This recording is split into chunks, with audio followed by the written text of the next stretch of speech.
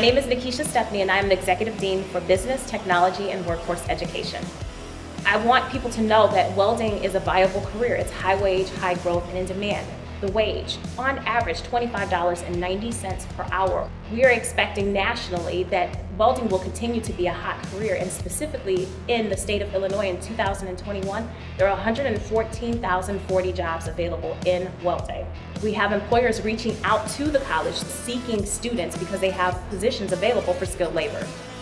We are focus-driven for student success. How do we achieve that? We have continuous curriculum improvement. We also have shop enhancement with our new Plano facility, including latest technologies and welding equipment. Waubonsie's welding program was one of 9 recipients to receive the Welding Workforce Grant of $22,500 through the American Welding Society.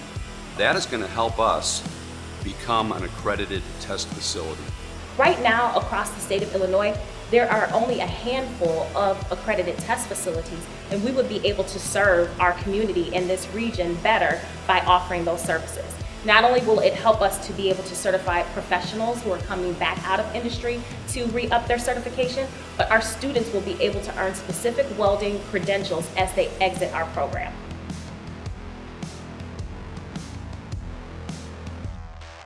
My name is Emily Muchler. I'm a Waubonsie alum. The instructors I had in the welding program were a huge reason that I'm successful today. Employers are looking for students from Waubonsie, our welding program, to have the basic skills.